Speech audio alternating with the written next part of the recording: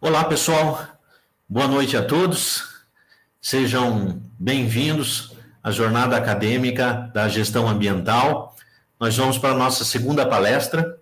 Eu espero que todos vocês estejam bem e quero registrar novamente aqui, o espírito desses nossos encontros, citando um princípio da Carta de Princípios do Projeto Educativo Claretiano, o princípio da abertura, que diz o seguinte, abre aspas, a comunidade educativa está aberta ao diálogo e deseja servir as pessoas, à sociedade e ao mundo. Abertura é a capacidade humana de colocar-se em contato com o mundo, com o outro, com o transcendente e consigo mesmo, percebendo potencialidades, valores e superando o egoísmo e o individualismo. Na nossa segunda palestra de hoje, será tratado o tema o modelo de crescimento econômico infinito, a emergência climática e o futuro da humanidade no planeta. E será apresentada pelo professor Dr. Luiz Gabriel de Oliveira Albuquerque Nunes, ao qual, desde já, eu faço aqui meus agradecimentos. Comigo também está a professora Selma Belucci, que irá contribuir para a realização desse evento, ao qual eu passo a palavra para a professora Selma. Boa noite pessoal, boa noite, professor Elvisney.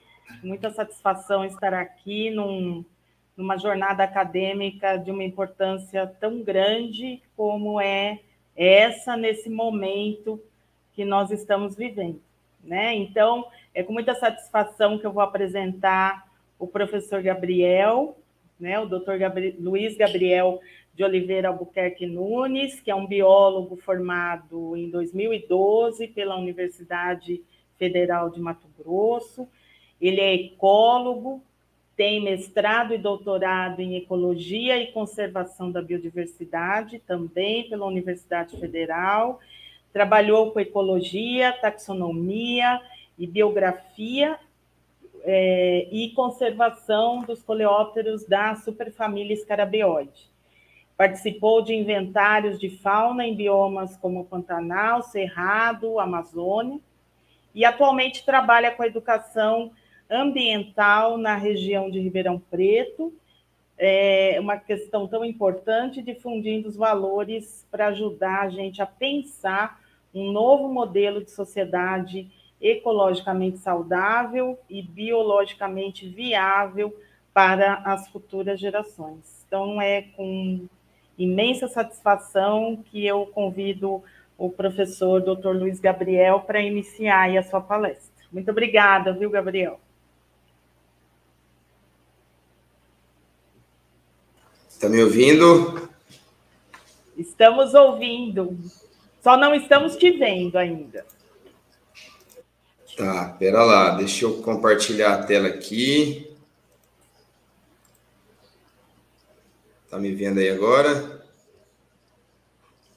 Ainda não. Bom, eu não sei se eu compartilho já, se vai me ver. Pode compartilhar os slides, depois a gente volta com a sua Tá vendo a tela? É isso, Selma? Agora tá abrindo, tá começando a abrir. Tá um delayzinho, Acho que tá com um delayzinho, sim. Aí, ó, tá aparecendo aqui. Tá bom. Bom, eu queria agradecer, então, aproveitar a oportunidade, agradecer o convite da Selma, do Claretiano, pela oportunidade de estar aqui falando um pouco dessa questão ambiental, que é tão... Estou um pouco confuso aqui com a abertura da tela, não sei se está compartilhando aí, mas acho que, enfim. É uma questão tão importante para a gente nos dias de hoje, nos dias que a gente vive de emergência, que já é uma crise sistêmica e climática de toda a humanidade, Como foi dito aí, eu me chamo Luiz Gabriel, sou educador ambiental, doutor em Ecologia e Conservação da Biodiversidade. E aí eu queria falar um pouco, da evolução ecológica e social da nossa espécie humana enquanto conjunto, enquanto humanidade. E para falar disso, eu preciso introduzir alguns conceitos para a gente se identificar e se situar no contexto da biosfera enquanto espécie que se relaciona com os indivíduos da sua espécie e que também se relaciona com os outros indivíduos e outras espécies que estão no planeta, né? Para isso, eu preciso introduzir alguns conceitos em ecologia que vão ser muito importantes para essa nossa análise coletiva aqui. O primeiro conceito é o conceito de nicho ecológico. Esse conceito foi proposto no início do século passado, né? Começou com Joseph Grinnell, em 1917, que era um especialista americano em aves e mamíferos. E depois o conceito foi melhorado, né, e aperfeiçoado pelo Charles Elton, que acabou sendo a quem ficou atribuído a autoria desse conceito, no fim das contas. Ele era um zoólogo e ecólogo britânico. Mas também teve outras incorporações futuras, como o do Hutchinson, que era um zoólogo e limnologista também, anglo-americano, né, inglês e americano. E o conceito consiste no quê? São os limites ecológicos dentro dos quais os indivíduos de uma espécie podem sobreviver. Esse nicho, ele pode ter inúmeras dimensões. Digamos, um passarinho. Vamos pensar num passarinho que vai se alimentar. Ele tem um bico que vai ter um formato específico, um tamanho específico. Então, naquele bico daquele passarinho, não vai entrar um alimento maior do que o que ele consegue comer e nem com uma forma diferente do que ele está acostumado, habituado a comer, né? Então, as dimensões de todo o conjunto de interações que um ser vivo, um indivíduo, precisa para sobreviver, crescer e se reproduzir. Então, o nicho, ele não é um conceito, né? Ele não é um local, quer dizer, ele é um conceito. Não é a mesma coisa de hábitat, né? O hábitat, por exemplo, o flamingo, aquela ave filtradora, ela é uma ave semi-aquática. Ela, inclusive, usa o bico para filtrar micro partículas da água e se alimentar. Então,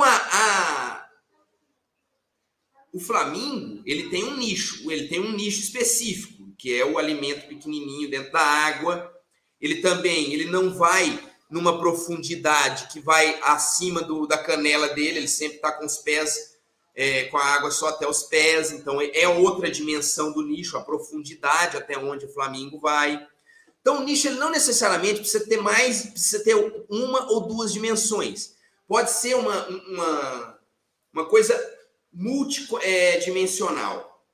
Aqui, no caso, a gente tem exemplo aí nas imagens de um nicho com duas dimensões. Aí a gente tem ali um limite ótimo nessa figura mais em cima aqui, que aí tem a densidade populacional e a temperatura, no caso. Tem algum momento da temperatura que é ótima para essa população. Então, os indivíduos dessa população se dão melhor naquele ótimo de temperatura e a população cresce, né?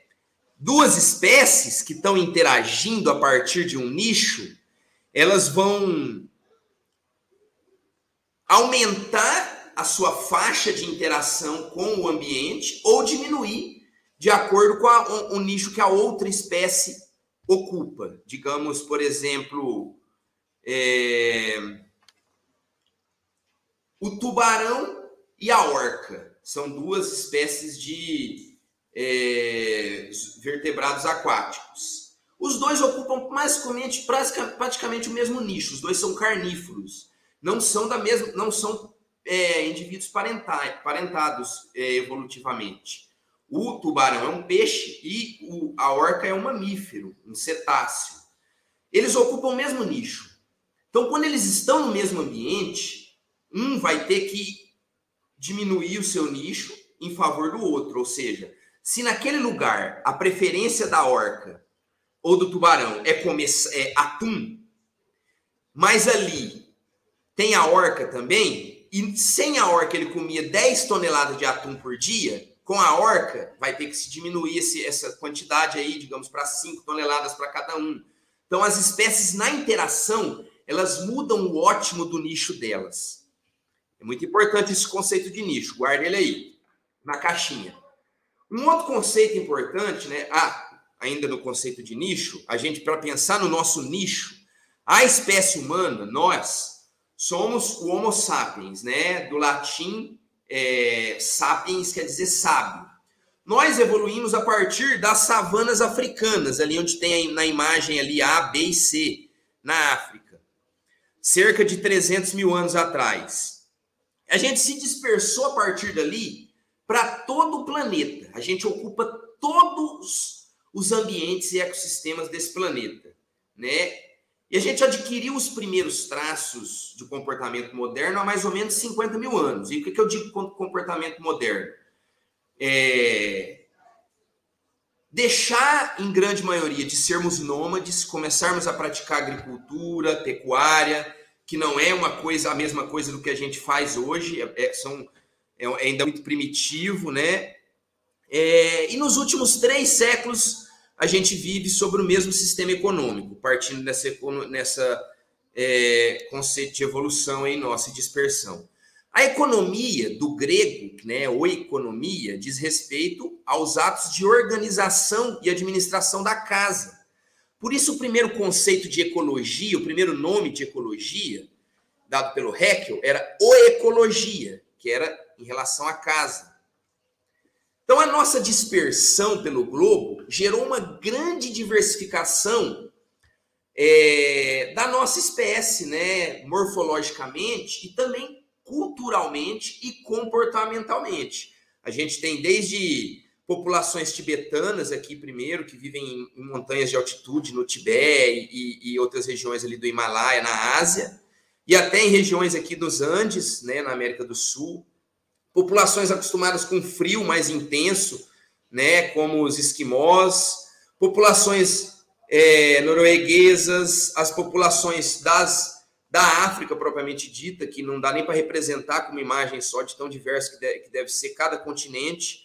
Aí a gente tem aqui as populações insulares ali da Polinésia, da Micronésia, e os povos ameríndios, que são os povos originários aqui da América do Sul e da América do Norte, principalmente da América do Sul, né?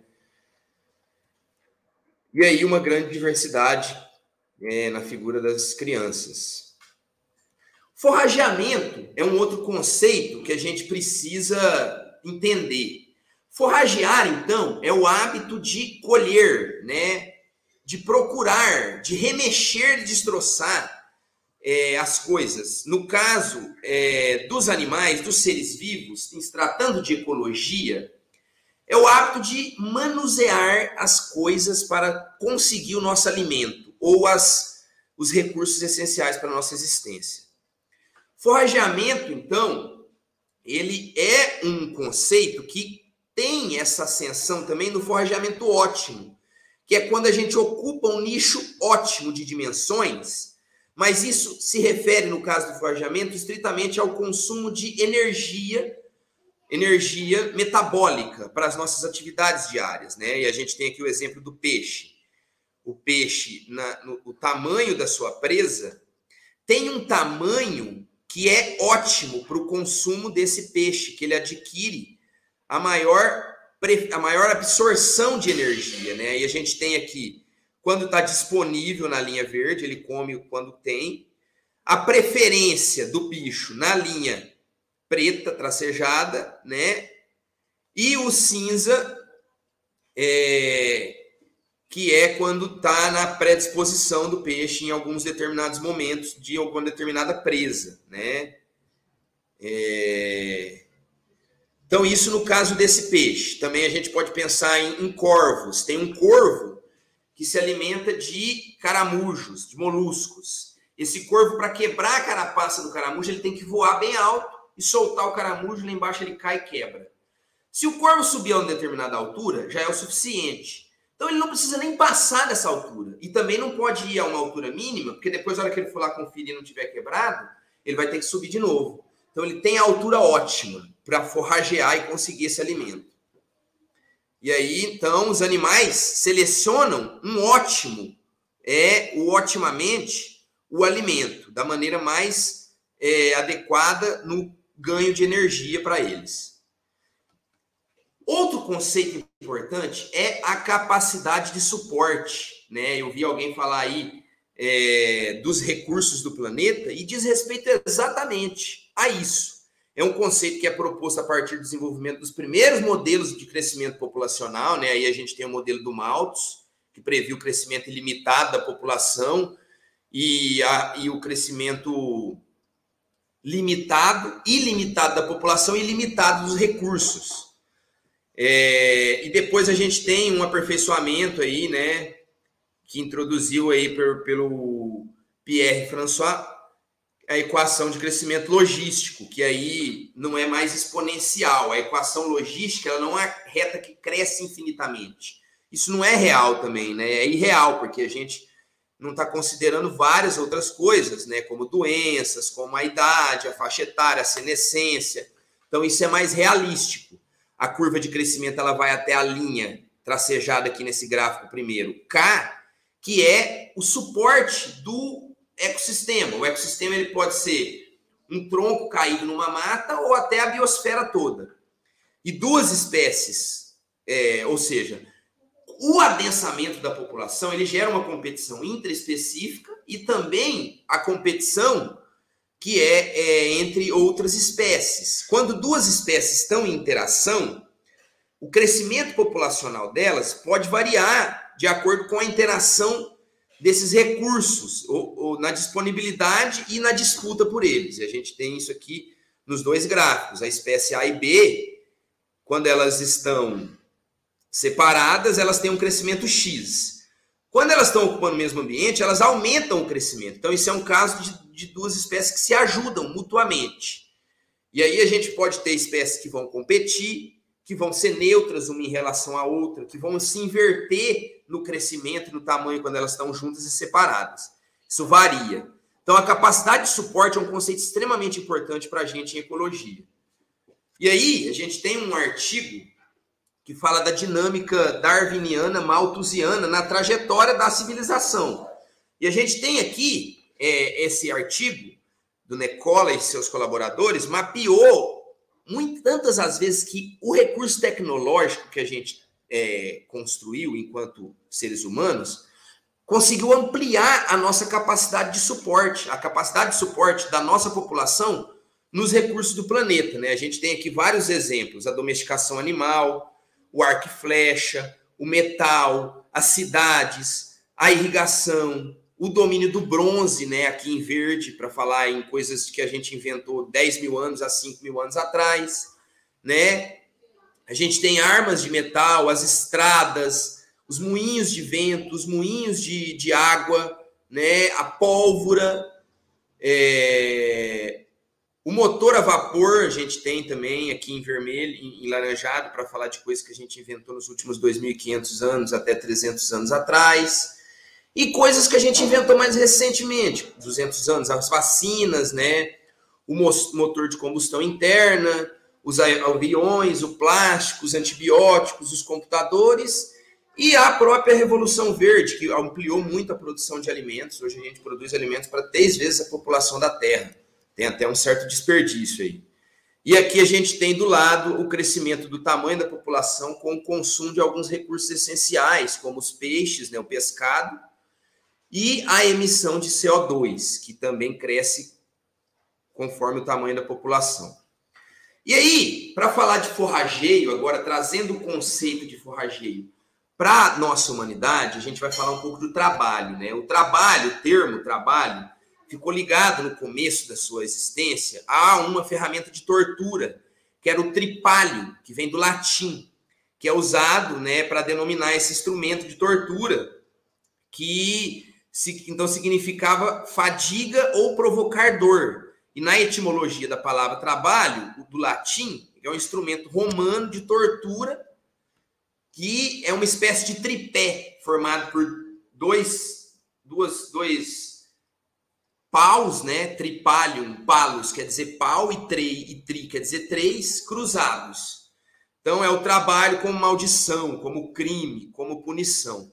E aí a gente tem que pensar o trabalho hoje como o paralelo que os animais e os outros seres vivos têm ao forrageamento, porque é a partir dele que a gente constrói todos os nossos recursos e dispõe dele.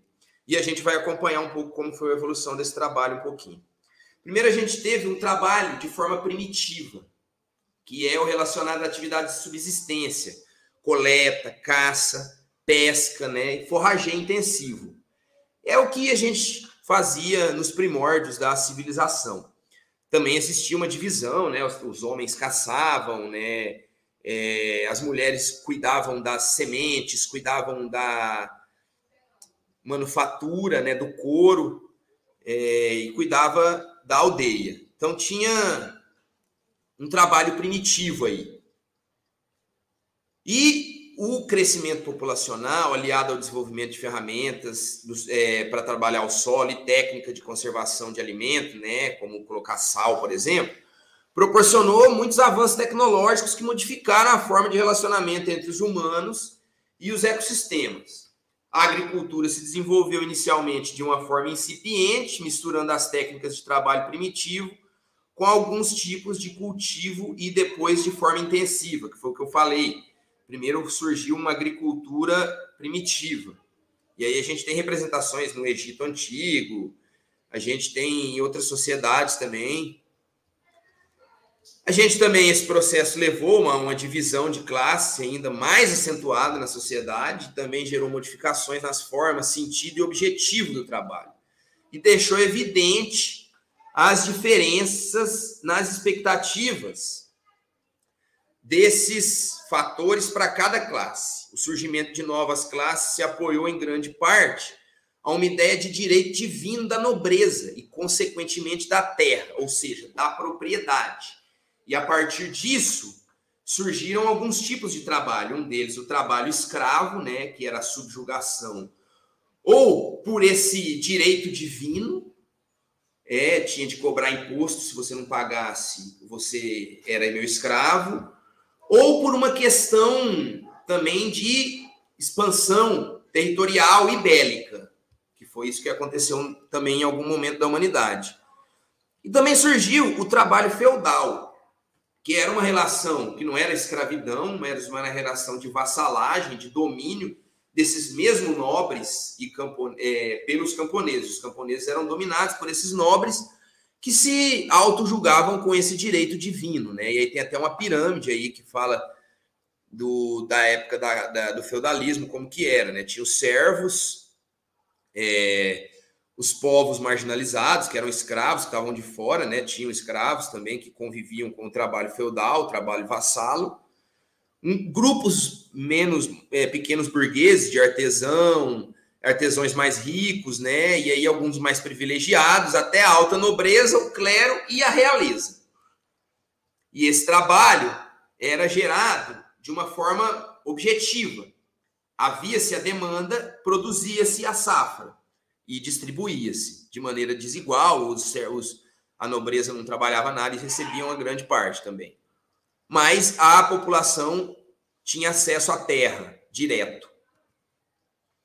Aí teve o trabalho capitalista, né? A propriedade dos meios de produção é privada, né? De algum dono ou donos que empregam quem não é o proprietário, né? Os trabalhadores em questão, que trocam o seu tempo e a sua força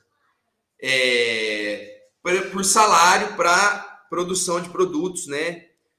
Então, isso é um trabalho que a gente vem agora organizando a partir dos últimos 3 séculos, a sociedade a partir dessa forma de trabalho, que obviamente foi evoluindo ao longo desses 3 séculos. A gente tem aí várias épocas para citar, o Fordismo, o Taylorismo, hoje a gente está na indústria 4.0. Paralelo a isso, ainda no começo do século passado, a gente teve o trabalho socialista,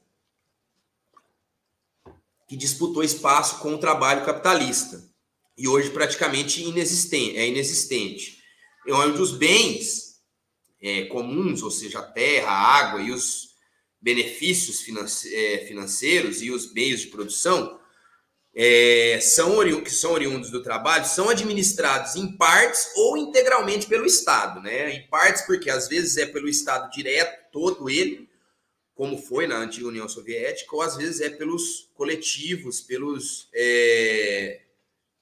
associações, né, de bairro, pela população diretamente. E esses têm a função pública de aplicar esses recursos em benefício e seguridade social para a população, dando aí um caráter público da propriedade.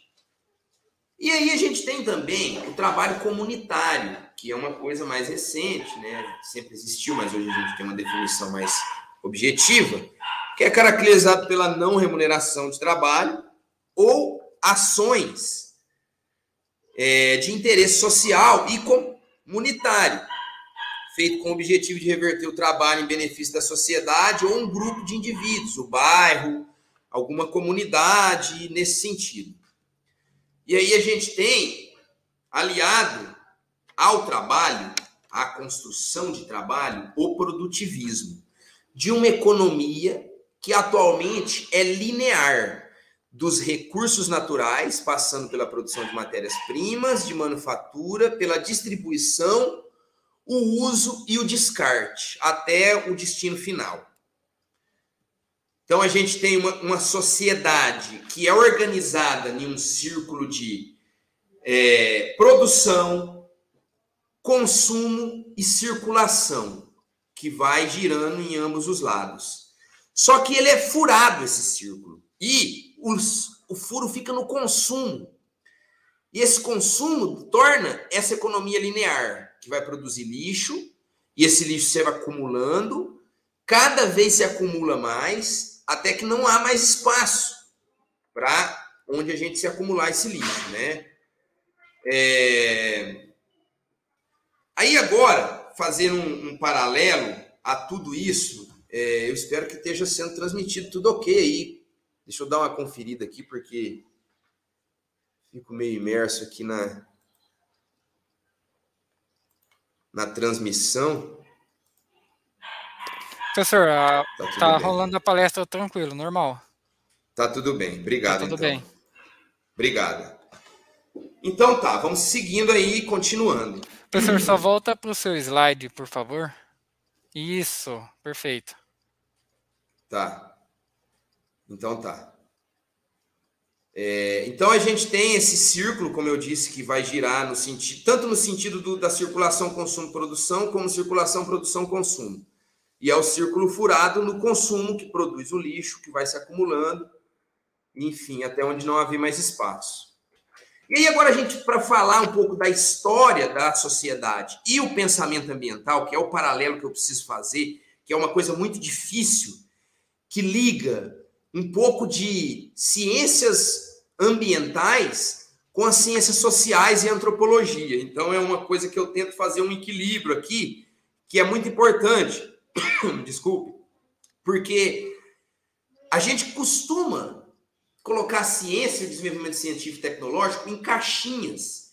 E isso não existe na realidade. Essas caixinhas, elas estão conectadas. E a gente precisa fazer essa conexão para a gente fazer uma análise dialética da realidade e conseguir produzir uma mudança real e concreta para que a gente saia do tamanho da encruzilhada que a gente se encontra hoje. Então, para definir aí um marco para a história do movimento ambiental é muito difícil.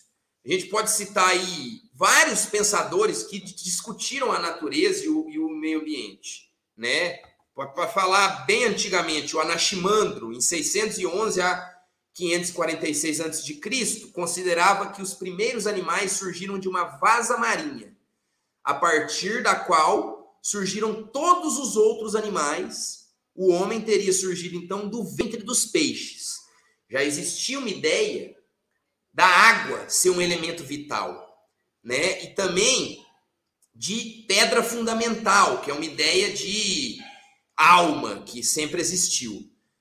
E o Aristóteles, que veio depois, tinha muita ideia do fixismo, que é, segundo a visão dos fixistas, a ideia de imutabilidade da perfeição de Deus. As criações de Deus devem ser necessariamente perfeitas, porque o contrário seria admitir que um ser perfeito pudesse criar algo imperfeito. E a gente sabe que hoje o Darwin e o Wallace mostraram para a gente que as espécies evoluem e elas não são nada imutáveis, elas são mutáveis. E a gente tem farta prova disso. E junto com o Charles Darwin e o Alfred Wallace, veio o James Watson e o Francis Crick, estão aqui do ladinho deles aqui, que descobriram a molécula de DNA e fundaram a teoria sintética da evolução. Mas isso é bobagem. Bobagem, isso aí é só para citar algumas ideias de naturalistas que poderiam ser colocadas em algum contexto como o surgimento do pensamento ambiental. Eu gosto de citar São Francisco de Assis, porque ele realmente era um ambientalista, um ativista ambiental. Tanto que é conhecido como o protetor dos animais, né? E o dia de São Francisco de Assis está bem próximo aí, é dia 4/10, coincide inclusive com o meu aniversário. Então, foi um religioso italiano, fundador da Ordem dos Franciscanos, era filho de um rico comerciante, mas fez voto de pobreza e foi canonizado pelo Papa Gregório IX, 2 anos depois de sua morte. Eu gosto de citar ele, inclusive, porque ele era rico, ele era das classes abastadas. E ele entendeu a importância da natureza. Mas a ideia mesmo é a gente pensar mais recentemente, mas não tão recentemente como a gente sempre faz, que é a década de 50 para frente, a Convenção de Estocolmo. A grande história do pensamento ambiental começa antes disso, ali na Revolução Industrial. Os grandes fatores históricos que contribuíram para isso foram grandes obras dos naturalistas do século XVIII e XIX, a gente pode citar inclusive o Wallace, o Darwin, mas principalmente também o Linneu, que escreveu o Sistema Naturae, é o pai da sistemática e da taxonomia, né? E aí também, além disso, as condições de vida insalubre nos crescentes centros industriais e a crueldade animal, né? E caça nas colônias, caça pelo marfim, por peles. Isso foi dando um start social que foi fundando várias sociedades em defesa dos animais. Então, esses 3 fatores históricos são essenciais para a gente entender o surgimento do pensamento ambiental. Pelo menos o pensamento ocidental. Talvez o pensamento oriental tenha algumas diferenças, mas isso é outra história. E aí, no início do século passado, a gente teve uma separação conceitual entre esse pensamento. Entre os preservacionistas, né, que teve uma influência, inclusive, do transcendentalismo kantiano. Né? O transcendentalismo era uma ideia filosófica do Kant, que falava do pensamento, da conexão do ser humano com a natureza de uma forma transcendental. Então, a gente retornaria de uma forma transcendente para a natureza. E aí, o John Muir representava, então, nesse início de século, os preservacionistas, que pregavam a preservação integral de áreas naturais, permitindo, então, a recreação e educação nessas áreas, né? E tinha um papel fundamental na formação das primeiras áreas protegidas nos Estados Unidos. O Parque Nacional de Yellowstone, um dos primeiros parques nacionais do mundo, é o primeiro do mundo, foi criado por influência das ideias do John Muir, né? E eles tiveram influência no presidente Theodore Roosevelt, que foi um dos presidentes que propôs o Square Deal, um dos primeiros presidentes que incorporou na agenda ambiental norte-americana e com isso, deu visão para isso no mundo inteiro, a agenda ambiental, então, no início do século passado. Então, ele propôs aí o Square Deal, que era o controle de corporações e proteção dos consumidores e classe média, dos trusts e plutocracia. E isso envolvia também as questões ambientais, a intervenção estatal na proteção ambiental. E, do outro lado, tinha os conservacionistas, que vieram um pouco depois, representado aí pelo Gifford Pinchot, que pensavam na exploração dos recursos naturais de modo racional e sustentável. E recuperação da economia, e aí ele teve um papel importante na recuperação da economia depois da grande recessão de 1929. Então aí você percebe que a flexibilização com o uso dos recursos naturais, ela está muito ligada às crises do sistema econômico. Essa flexibilização de preservação para conservação aconteceu em meio a uma crise. E ele teve influência, o Guilford pinchou as suas ideias, no governo do Franklin Roosevelt, que foi um dos grandes aplicadores do keynesianismo, que é a ideia de mais intervenção no Estado, e ele fundou um pacote econômico chamado de New Deal, que era investimento em obras públicas, né, destruição de produtos agrícolas danosos. Nessa época aí a gente teve alguns problemas que fazem um paralelo agora, eu vou fazer isso daqui a pouco.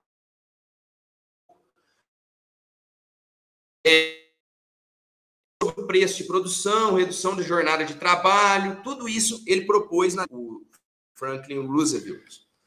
E aí, agora, a partir dessas ideias preservacionistas e conservacionistas, houve várias tentativas de criar organismos internacionais de proteção ambiental. Em 1903, a Sociedade de Preservação da Fauna Selvagem do Império, né? Em 1922, a Preservação Internacional das Aves, e em 1928, l'Office International pour la Protection de la Nature, que é na França. E aí, algumas tentativas também de acordos globais, como em 1900, que teve o primeiro acordo ambiental do mundo para a conservação para a preservação de animais, pássaros e peixes na África, né? Lembrando que era colônia, e aí tinha influência direta da Europa. Foi impulsionado pela crescente exploração de caça nas colônias e, no fim, não deu em nada, como sempre. Até hoje, sempre não deu em nada. Em 1933, um acordo global é tentado, né, na Conferência Internacional para a Proteção da Fauna e da Flora, em resposta ainda à crescente matança de animais e exploração das florestas. E aí, tudo isso, até a década de 30, culminou, obviamente, em mais catástrofe. E aí, uma delas que eu quero citar agora e fazer um paralelo muito importante com a última semana que a gente viveu aqui no interior de São Paulo. É o Dust Bowl, que aconteceu nos Estados Unidos na década de 30, Dust Bowl significa taça de poeira. Tempestades de areia que atingiam quilômetros do oeste dos Estados Unidos e que foram desencadeados por péssimas práticas agrícolas. Qualquer coincidência é mera certeza aqui, no caso da nossa região.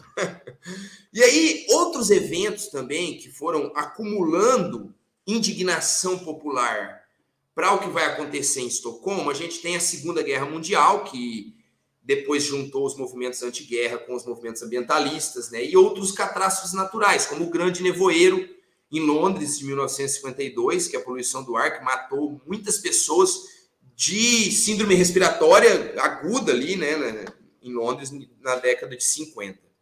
O desastre de Minamata, na Baía de Minamata, no Japão, né, que foi contaminação da Baía, da água. A própria Revolução Verde, que distribuiu veneno, né, foi ali que começou o pacote de veneno. A gente sabe que teve um pacote tecnológico que contribuiu muito para a produção, mas a gente sabe que muito parte desses produtos eram produtos descartados da Segunda Guerra Mundial e da Guerra do Vietnã, né, depois. E a própria Guerra do Vietnã também contribuiu, porque o movimento anti-guerra ganhou força a partir da Guerra do Vietnã, né? Quem é aqui um pouco mais velho, da década de 60, 70, deve lembrar com muito saudosismo do movimento anti-guerra, né? Aí deu origem ao Woodstock, o movimento hippie, os pacifistas. E aí teve os testes nucleares no atol dos Biquínis, nas Ilhas Marshall. É o menor país do mundo, são as Ilhas Marshall. Até hoje eles processam os Estados Unidos na ONU, porque na década de 40 e 50 os Estados Unidos fizeram testes nucleares lá no atol dos Biquínis, e o Bob Esponja, o desenho do Bob Esponja, é uma alusão a esses testes nucleares. Aqueles seres lá da fenda do biquíni são seres mutantes que foram decorrência da radiação desses testes. E na década de 60, mais especificamente em 62, a brilhante Rachel Carson, bióloga marinha, publica Primavera Silenciosa, né? E aí, então, a partir desses eventos, depois daquele acúmulo até a década de 30, da união dos movimentos pelos direitos civis, aí a gente pode citar o Luther King, o Malcolm X, dos movimentos anti-guerra, da contracultura e do movimento hippie, e dos movimentos de combate à pobreza, se uniram, então, né, que vai culminar ali nas reivindicações que deram origem, né, os desdobramentos dos efeitos da agitação popular até Estocolmo, durante e após. Então, teve ali a fundação do Clube de Roma, que o empresário Aurélio Lepisse, que era um gestor da Fiat, né, e Olivetti, diretor, que fundou um clube de especialistas que vai propor algumas ideias depois. Em 1972, o Clube de Roma, então, lança o trabalho Os Limites do Crescimento. Tinha um conjunto de cientistas que propuseram um relatório que, já nessa década, apontava resultados que a gente está vendo hoje na realidade, por exemplo, o crescimento da frequência e da ocorrência de pandemias, né?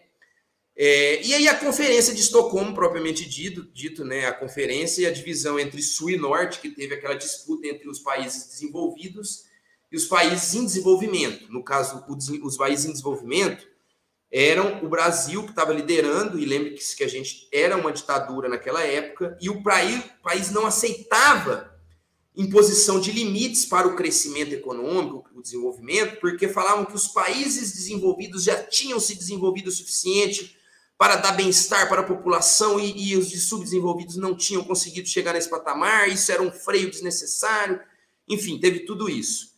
E aí, não teve acordo em 72. Em 1973, fundou-se, então, o termo ecodesenvolvimento, a partir do professor Ignacy Sachs, acho que ele era polonês ou norueguês, mas também viveu no Brasil, dá aula, ou se aposentou, sei lá, na Universidade de Brasília.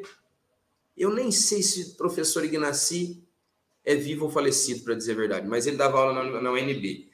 E aí, em 74, teve a reunião de Cocoyó, no México, que a partir da ideia de ecodesenvolvimento do professor Ignacy, realizou-se a conexão entre explosão populacional, pobreza, degradação e a responsabilidade dos países desenvolvidos com esses problemas, devido ao seu elevado nível de consumo, desperdício e poluição, e a necessidade e a urgência da mudança nos padrões de produção e consumo dos países industrializados. Então, a gente tem ali os desdobramentos dos efeitos dessa agitação popular ali na Conferência de Estocolmo. A gente tem, em 75, foi publicado o relatório What No? O que Fazer? Pela Fundação Dag Hammarskjöld, né, que foi, inclusive, um chanceler da ONU, que morreu em um acidente de avião que até hoje é polêmico. E ele aprofundou ele teve aprofundando e desenvolvendo os princípios de Cocoyó. Então, esse relatório O que Fazer foi impactante na época. A sociedade capitalista liberal entrou em choque, porque ele propunha praticamente uma reversão de princípios fundantes dessa sociedade, sistêmicos. Isso não foi bem aceito, não foi nada bem aceito. Tanto que esse relatório não é nem mencionado hoje em muitos lugares. Nem se fala desse relatório O que Fazer. Nesse momento, teve o crescimento de correntes ambientais que falavam do decrescimento, e os zeristas falavam do PIB, porque o PIB representa um crescimento que representa a extração de recursos. Então, o decrescimento falava em crescimento negativo para o PIB, para melhorar a questão ambiental, e os zeristas que falavam em nem crescimento nem decrescimento. Então, aí inicia-se a crença na tecnologia e na subversão da narrativa ambiental, aliada à criação de uma narrativa, uma retórica que eu acho que é muito falsa, que é a questão que foi publicada a partir do relatório Nosso Futuro Comum, da primeira-ministra, agora sim norueguesa, Gro Harlem Brundtland, que é o relatório Brundtland. E aí entrou em ascensão a economia ecológica e a economia ambiental, né, que são as duas que imperam hoje, que falam da evolução tecnológica, e a gente fica na dependência de uma evolução tecnológica, ou de uma mudança de hábitos individuais, o que não faz nenhum sentido. Vamos pegar o exemplo da água, por exemplo. 11% da população doméstica usa... 11% da água é utilizada pela população doméstica. Se esses 11% todo mudar o comportamento, a gente não chega ao suficiente que a gente precisa para a preservação e conservação dos recursos hídricos do nosso país, por exemplo, e do planeta. Então, que diferença faz a mudança de hábito ambiental numa mudança radical que a gente precisa nesse momento? Nenhuma. Hoje, na política e na geopolítica, a gente tem alguns movimentos importantes, como o movimento da Igreja Católica, a partir do Jorge Mário Bergoglio, que é o Papa Francisco, com as suas encíclicas Laudato Si, sobre o cuidado da casa comum, no caso, nosso planeta, e a Fratelli Tutti, que é sobre a fraternidade e amizade social, ambas publicadas pela sua gestão no Vaticano, a primeira em 2015 e a segunda em 2020, inclusive no dia 4 de outubro, que é o dia de São Francisco, que é o que dá nome ao Papa. E o Papa é uma figura que tem essa luta muito na sua gestão. A gente tem também movimentos do capitalismo global, a gente tem aí o Great Reset, que em junho de 2020, o príncipe de Gales e o chefe do Fórum Econômico Mundial, Klaus Schwab, em Davos, lançaram a iniciativa pedindo que a pandemia fosse vista como uma chance para o que eles chamaram de um Great Reset da economia global, ou seja, resetar o capitalismo e começar de novo como capitalismo. E aí a gente tem aí temas debatidos, a mudança climática, tecnologias, inclusive a inteligência artificial e geoengenharia, impostos sobre riqueza, fim dos subsídios aos combustíveis fósseis, o futuro do trabalho, né? A gente vai falar ainda da organização do trabalho, e a segurança internacional. E aí a fala do Klaus é a seguinte: a pandemia representa uma rara, mas estreita janela de oportunidades para refletir, reimaginar e redefinir nosso mundo, para criar um futuro mais saudável, justo e próspero. Klaus Schwab. E o Green New Deal, que aí é o novo Acordo Verde, que faz inclusive alusão aos Roosevelts lá do começo do século passado, que teve o Square Deal e o New Deal, agora é o Green New Deal, e é tocado aí pelo presidente Joe Biden, essa é a proposta dele, mas mais a uma ala esquerda do Partido Democrata, no caso a senadora ou deputada Alessandra Cortez, Ocasio-Cortez, e o senador Bernie Sanders. E aí tem todas essas propostas aí, que eu vou dar uma aceleradinha no passo para dar tempo aqui, senão... E aí, agora a gente vai falar na dinâmica da sociedade que a gente vive hoje. A gente tem uma fórmula que gera a dinâmica que a gente tem de produção, de circulação e de consumo de mercadorias e de riqueza. A gente tem um dinheiro que é aplicado a um valor de uso, no caso um recurso natural, que vai gerar um dinheiro maior no final. É uma equação, que não é na verdade uma equação, ela é uma contínua. Esse valor de uso a gente pode pensar num recurso natural. E esse dinheiro na força de trabalho, que é o único tipo de mercadoria que é capaz de gerar mais valor, que é capaz de gerar riqueza em cima de um recurso. Por isso que o trabalho é tão importante, que eu falei dele para vocês lá atrás, na origem natural que ele tem, no forrageamento. E aí a gente tem ali, aqui trocando V por M, para falar de mercadoria, a gente pode citar mineração, que vai trazer minério de ferro, a gente faz um parafuso ou faz uma máquina. No final, tudo isso vai precisar da força de trabalho humana, que vai produzir lucro. E no final, o objetivo da sociedade, então, é gerar o mais valor. Porque toda a dinâmica social é feita em função disso, de gerar a produção.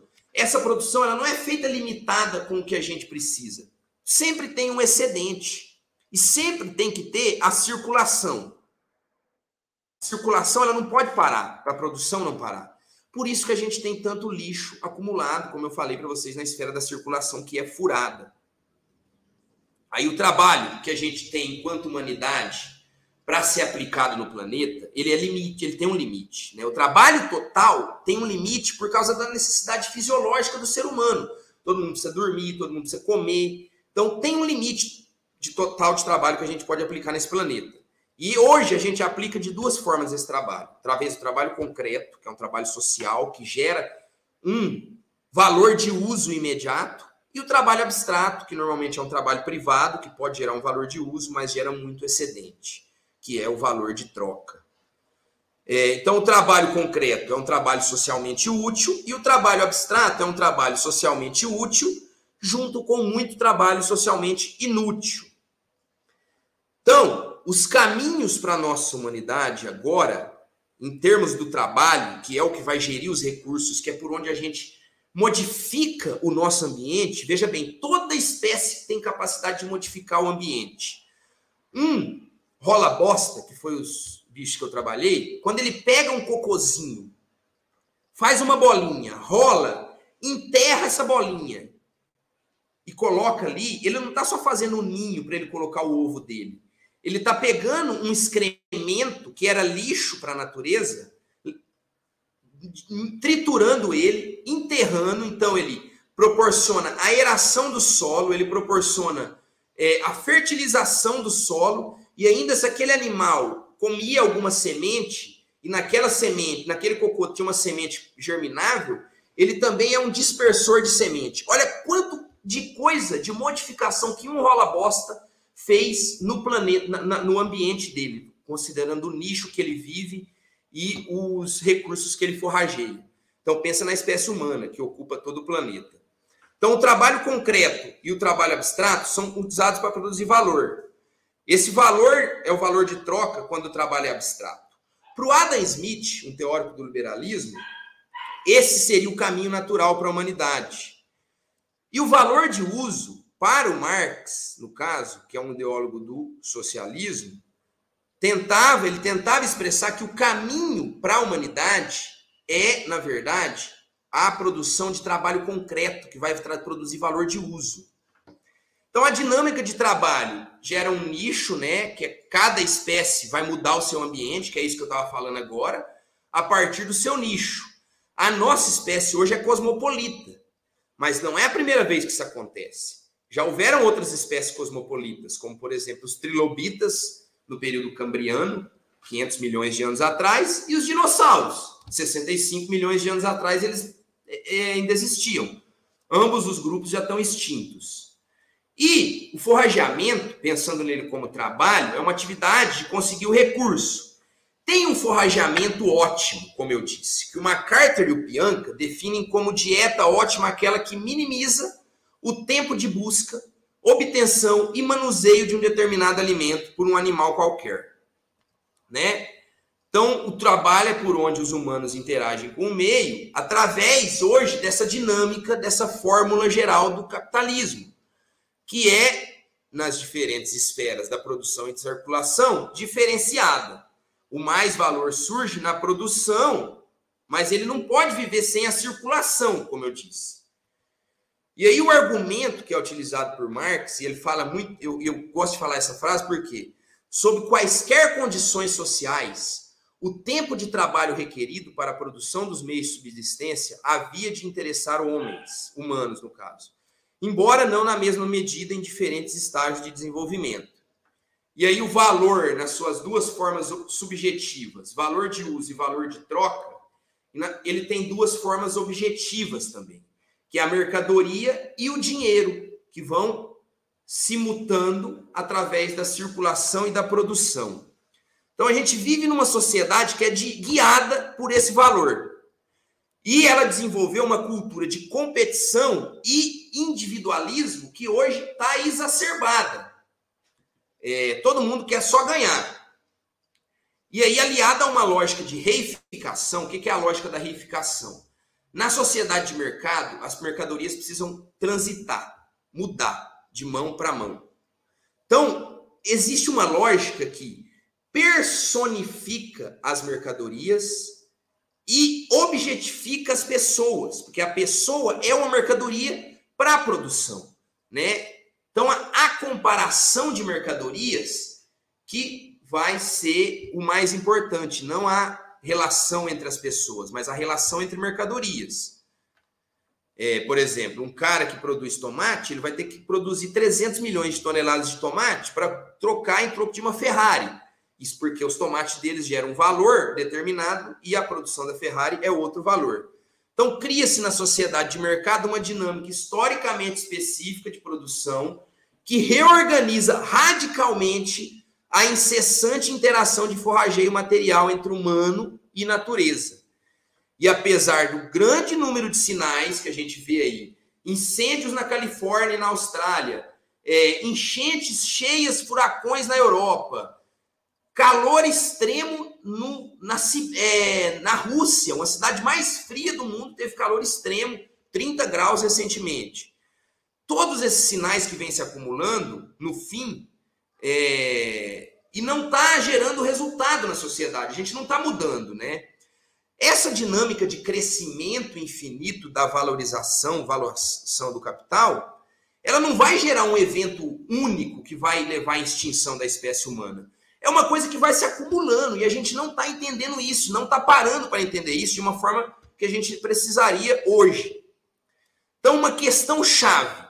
O ponto é que um aspecto material da atividade humana, no caso o trabalho, recebe uma forma econômica específica e uma função social, que é gerar mais valor, e não gerar recursos essenciais para a gente, sob as relações sociais capitalistas.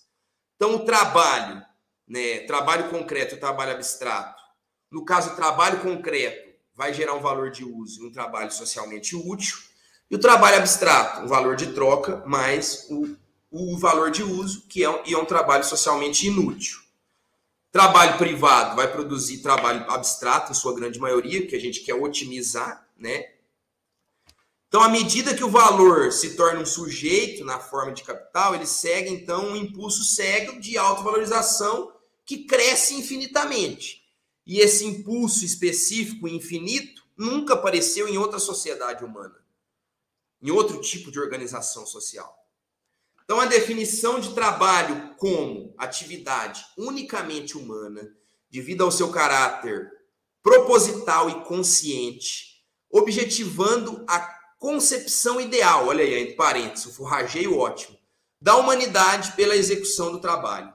E aí a gente pode dar um exemplo de um passarinho. Um passarinho que vai fazer um ninho, ele não vai produzir vários ninhos para depois alugar os ninhos, né? Produzir um excedente de ninho. Isso não acontece naturalmente. E aí a gente refletindo sobre o trabalho, a gente teve várias cosmovisões do trabalho e ainda tem, né? Até o caçador-coletor, que é considerado mais antigo, existe nos dias de hoje. A gente tem comunidades ameríndias que inclusive estão em risco de extinção ali no norte do Brasil, na Amazônia, e as próprias comunidades indígenas que têm contato hoje, elas têm uma cosmovisão diferente de produzir a partir de um trabalho concreto. E muitas comunidades de pequenos agricultores, camponeses, também produzem a partir do trabalho concreto. Então, o trabalho ele é debatido pela esquerda e pela direita na política, né? Pela direita é a partir da superação das metas, da meritocracia, do trabalho dignifica o homem, né? De uma forma utilitarista, mais assim. E pela esquerda, que é como mercadoria, que eu já disse, mercadoria capaz de gerar o valor, e uma forma de organização da sociedade que pode proporcionar uma emancipação. Então, para ir concluindo aqui, que eu acho que o meu tempo está bem no finalzinho, portanto, as forças naturais entram no processo de produção, trabalho, e trabalham junto com a força de trabalho humana. Na apropriação aparece como uma força produtiva que move o processo do capital. Então, no caso dos produtores capitalistas, próprio movimento social possui, para eles, a forma de um movimento de coisas sob cujo controle se encontram, em vez deles as controlarem. Então, o capitalista e a pessoa que produz nessa forma de produção, ele acha que está controlando a realidade, mas, na verdade, ele está sendo controlado pela fetichização da mercadoria e do valor na forma de dinheiro. Por quê? O próprio Dustin Ball, que a gente citou aí, é uma coisa que a gente já tem historicamente registrado. E a gente está fazendo de novo aqui no interior de São Paulo. A mesma coisa que a humanidade já fez em um momento, deu errado, estamos fazendo de novo. Por quê? Porque assim a gente otimiza o tempo de produzir mais valor e não de produzir recurso. Entendem a diferença? É diferente. Então a gente tem aí, o capital ele interage apenas de forma unilateral com a natureza, né? Usufruindo gratuitamente, transformando pela extração de trabalho abstrato. As contradições produzidas pela lógica da reificação, que eu falei antes, e da geração de mais valor guiados pelo trabalho abstrato, determinam os comportamentos de forma objetiva, sem se sujeitar a essa racionalidade no mundo invertido, né, que a gente chama de mundo invertido, a objetificação de pessoas e a personificação de objetos. Os indivíduos têm grande dificuldade de sobreviver, por isso que o capitalista segue uma lógica que para ele é racional, e é mesmo. Se ele seguir essa lógica, ele tem que fazer isso. Senão ele vai ser engolido por outra empresa que vai seguir a lógica de forma mais eficiente.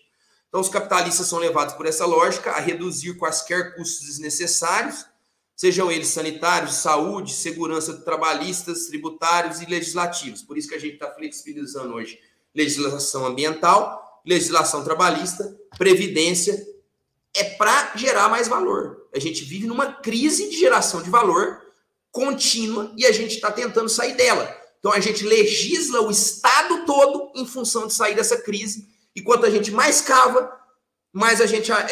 quanto a gente mais tenta sair do buraco, mais a gente cava para aprofundar ele. Então, a gente citou o Dustin Ball aí, ó. Quem viu aí Franca e o interior aqui esse final de semana. E quem viu hoje Presidente Prudente. Essa foto é de agora mesmo. Hoje teve temporal de novo. Então, eles pressionam a força de trabalho ao máximo, diminui qualquer proteção dos recursos naturais, como eu disse, flexibilização ambiental e trabalhista. E os trabalhadores sempre são pressionados a trabalhar mais duro possível, são disciplinados sob direção capitalista, aí a gente tem educação que forma de forma tecnicista, e doutrinados a resistir a essas condições sob constante ameaça de perder o emprego.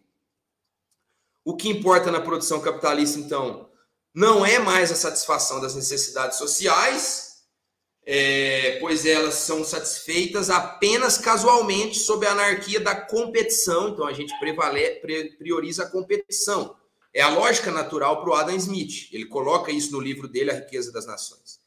Não tinha motivo para trabalhar mais depois que as necessidades básicas fossem atendidas em outras sociedades. Eram cosmovisões diferentes, como eu disse. Na natureza, o que acontece, ela conduz para a direção de um forrageio ótimo. Ela seleciona. O Darwin nos ensinou isso. O meio de maximizar a absorção de energia por unidade de tempo, né? Isso favorece a resiliência dos ecossistemas. Quando você trabalha e descansa, o ecossistema se recupera, porque você modifica ele. Toda espécie modifica.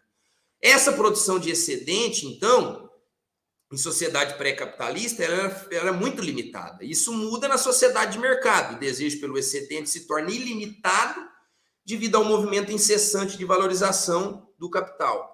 E aí a gente vê isso refletido na busca eterna pelo crescimento do PIB. A gente viu que isso foi refletido, inclusive, na década de 70, pelos zeristas e os adeptos do decrescimento. Então, antes dessa lógica, os trabalhadores ainda tinham uma relação afetiva com a terra, né? Camponeses, pantaneiros, geraizeiros, ribeirinhos, quilombolas, indígenas, todos ainda conservam um pouco disso. O predomínio do capital é um processo real, pois a inversão que se manifesta na subjetivação do capital não ocorre só na cabeça das pessoas, mas objetivamente na produção e reprodução da sociedade. O otimismo com o desenvolvimento tecnológico, apesar de importante, não muda a lógica da humanidade e natureza, essa lógica mediada pelo trabalho. Tem até um livro do Eduardo de Sá Barreto, um professor da UFRJ, que fala que qualquer economia de energia em um setor, na sociedade capitalista, vai ser reaproveitada em outro setor, não vai ser economizado para sempre. Portanto, finalizando, a crise ecológica atual não depende de desenvolvimento tecnológico, ela depende de mudarmos a determinação das formas econômicas no processo transhistórico, ou seja, através de toda a história na humanidade, no intercâmbio metabólico entre humanidade e natureza. Transhistórico porque o trabalho atravessa toda a história da humanidade. Qualquer programa ou processo político que não se propõe a mediar essa contradição, essas contradições da sociedade atual, está fadado a fracassar, seja Green New Deal, Great Reset, Fratelli Tutti e qualquer mais que vier aí, vai estar fadado ao fracasso. Por quê? Se a gente não mudar a determinação das formas econômicas no processo transitório do trabalho, no caso, do intercâmbio metabólico entre humanidade e natureza, isso não vai parar. E a gente vai seguir, igual essa imagem está aí, triturando a natureza para produzir excedente. E chega uma hora que não é o planeta que vai explodir, porque o planeta é uma entidade celeste de 5 bilhões de anos.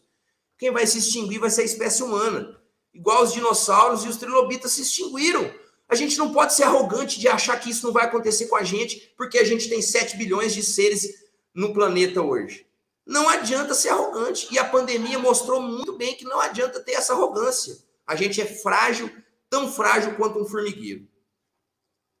E aí a gente tem várias iniciativas, jovens principalmente, né? No caso, as greves globais pelo clima que aconteceram recentemente. Essa imagem no centro aqui foi a ocupação da Câmara de Ribeirão Preto, no dia 23, último.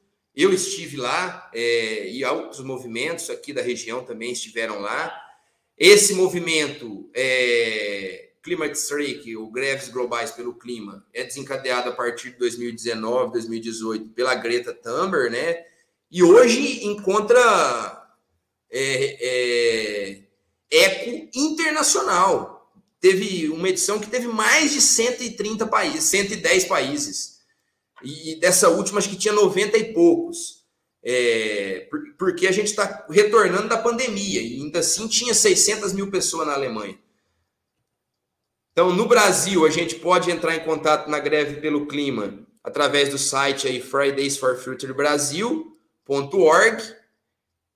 E acho que é isso que eu queria falar para vocês. Tá aí minhas referências, que não me deixam mentir sozinho.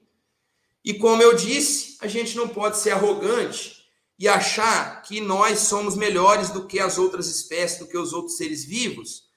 A gente tem que entender que a gente é gestor de um planeta único, num universo imenso, onde a gente nunca conseguiu encontrar um outro planeta com vida, com uma beleza que a gente consegue encontrar no planeta Terra. A gente já tem imagens de vários planetas e não existe essa beleza, essa vida. E a gente tem a oportunidade de gerir isso para muitas gerações, não para sempre, porque eu acho que a humanidade não vai durar para sempre mesmo, assim como o planeta, como o Sol não dura para sempre. Mas numa escala de tempo de muitas gerações, a gente tem a oportunidade, porque a gente tem a racionalidade de entender esse processo. A gente não é um passarinho, uma baleia, um tubarão, um golfinho, ou mesmo um chimpanzé. A gente é um ser humano, Homo sapiens. Ter a sabedoria de entender esse processo e saber o que fazer com ele é o que depende da nossa existência hoje. Agradeço a oportunidade. Fico por aqui a demora.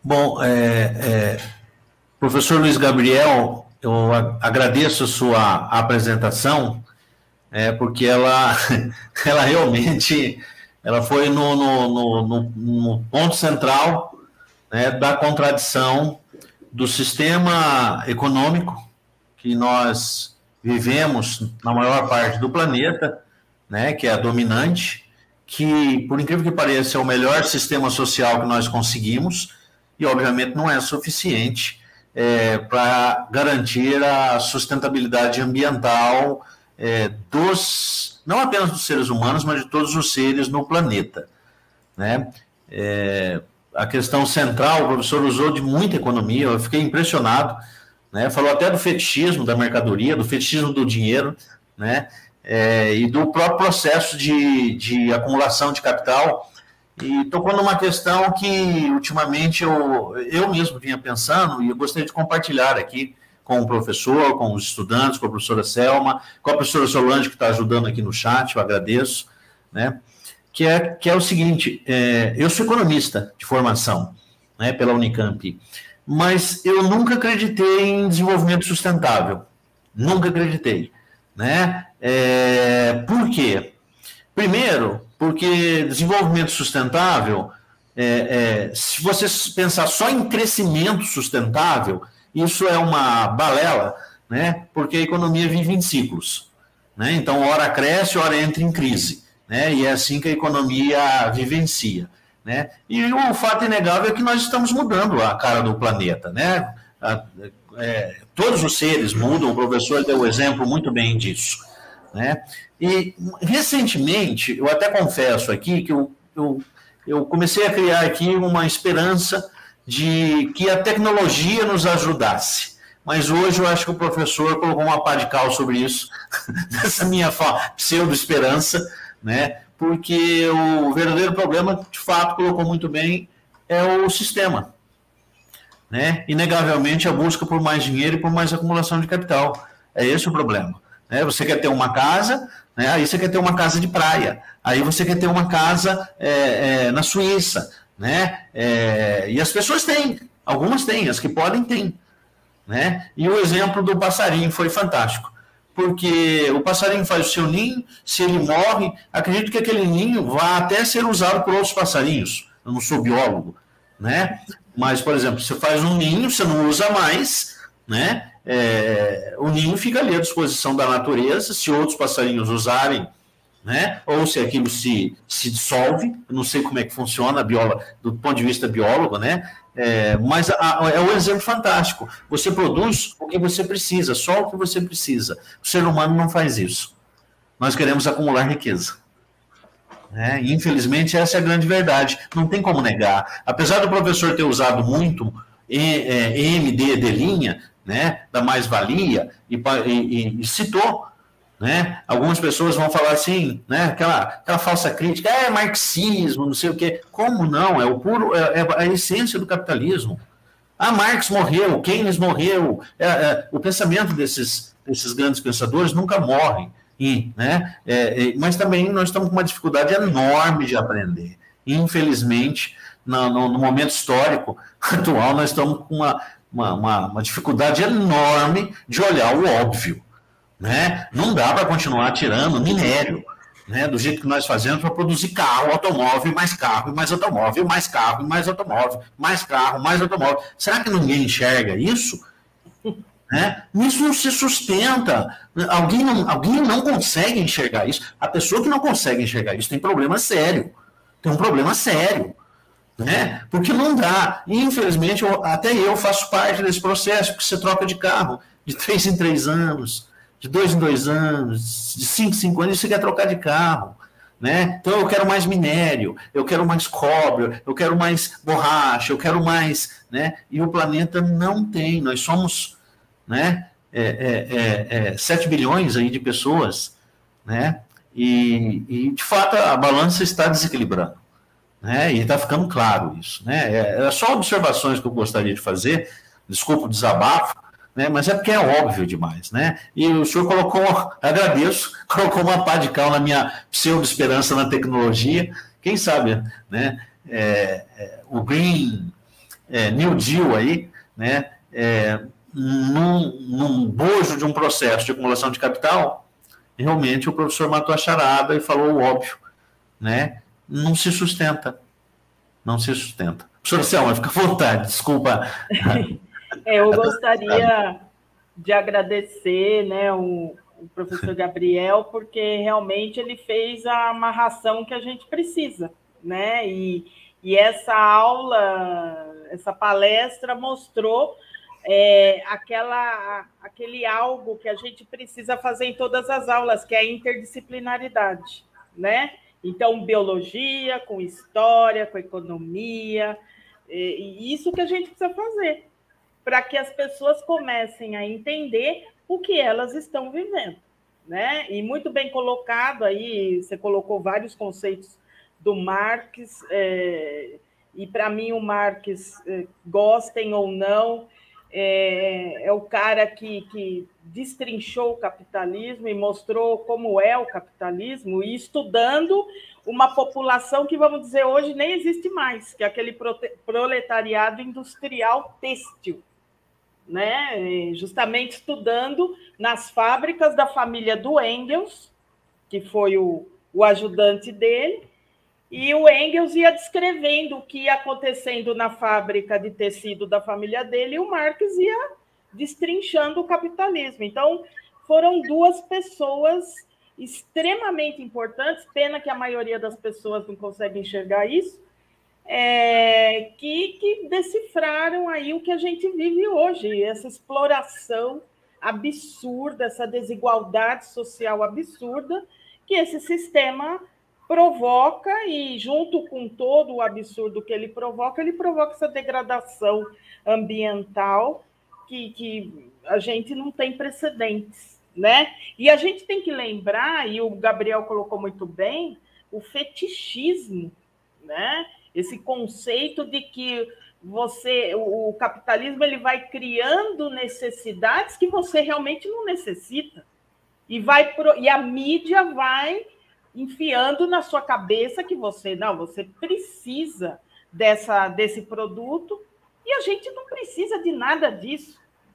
A gente precisa produzir o que a gente usa, a gente precisa produzir o que a gente come, não 500 milhões de vezes a mais do que isso, né? Isso já está comprovado, isso derruba o planeta.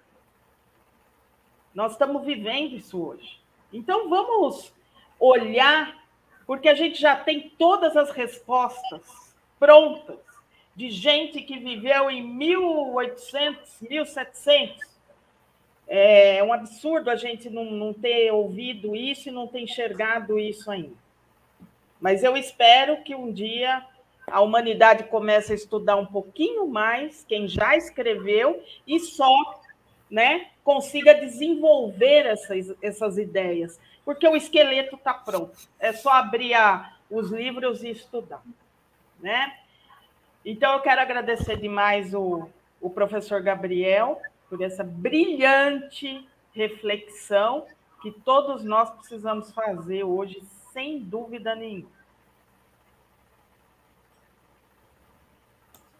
Eu queria agradecer só, dizer, eu fiquei muito feliz de saber que o professor Elvisney gostou, porque eu estava um pouco preocupado, né, se tudo ia dar certo aqui. Eu não sei se eu estou compartilhando a tela ainda ou se eu parei já parei, parou, né? Parou. Legal. Eu que estava querendo ver isso. Então, eu fiquei feliz de saber que você gostou, porque eu vi que tinha um economista entre nós aqui. Eu falei assim, esse economista vai brigar comigo se eu começar a falar de Marx ali, eu tô ferrado. Aí eu fiquei pensando, vão me chamar de comunista ali, isso não vai pegar bem. Não, eu não ligo, inclusive, eu acho até um elogio, apesar de saber ultimamente é um elogio. Apesar de saber que o comunismo nunca nem existiu, o povo fala como se fosse uma coisa que estivesse ali na esquina. Mas eu fiquei feliz, inclusive, professor, você citou o exemplo que é um dos mais simbólicos, que é a questão do carro. Eu tenho um amigo que eu até estava falando para ele, eu falei, eu acho que isso é muito ecológico você tendo essa caminhonete antiga aí. A caminhonete dele, eu acho que é de 2003. Eu falei de 2013 ou 2013, é bem antiga, é uma F250, mas é antiga. Falei, essa caminhonete sua, o que tem de novo nos modelos novos é o painel. O motor, até a cor, é tudo a mesma coisa. Isso aí é para gerar um fetiche de alguém ir lá e comprar uma nova. Então é só uma carcaça. E a gente tem muita mercadoria, professor, pasme agora, onde a embalagem é mais cara do que o conteúdo. Muitas mercadorias são assim. A embalagem custa mais caro. Então, é uma sociedade que tá... Eu posso afirmar, enquanto ecólogo, eu estudei estatística, estudei modelo matemático, fiz doutorado, apesar de ter trabalhado com taxonomia, eu estudei tudo isso aí. Eu posso afirmar categoricamente que a espécie humana será extinta se esse modelo de crescimento infinito se manter. Se isso vai acontecer, eu não sei. E quando será, eu não sei. Eu sei que 50 anos atrás, disseram que em 100 a gente ia vivenciar os efeitos mais dramáticos, que já estão começando em 50. Então, é melhor a gente não pensar que a gente tem 30 anos, não. E aí isso deixa um pouco desesperado. Hoje em dia, eu vi um estudo que saiu semana passada falando da ansiedade climática, publicado na Lancaster. Acho que isso. Ansiedade climática é o novo problema do jovem. Mas vocês viram aí pelo final da minha apresentação que os jovens não estão muito inspirados para escutar o blá blá blá e as palavras vazias que estão sendo proferidas nos últimos anos, né? Então, eles estão se organizando e é possível que uma rebeldia jovem mude o caminho das coisas, porque só isso para mudar. Tomara. Com muita consciência, Tomara. né? Porque do jeito que tá difícil. Mas eu, de novo, agradeço a professora Selma, a professora Visney, agradeço ao Clarentiano pela oportunidade. E meu contato posso deixar com quem quiser aí também, tinha meu e-mail no começo da palestra. E é isso. Muito obrigado e boa noite a todos, alunos, professores e equipe. Professor Luiz Gabriel, meus agradecimentos mais uma vez a você pela ótima palestra, agradecimentos à professora Selma, à professora Solange, aos alunos que aqui participaram, agradecimento ao Daniel no apoio técnico que está fazendo aqui conosco.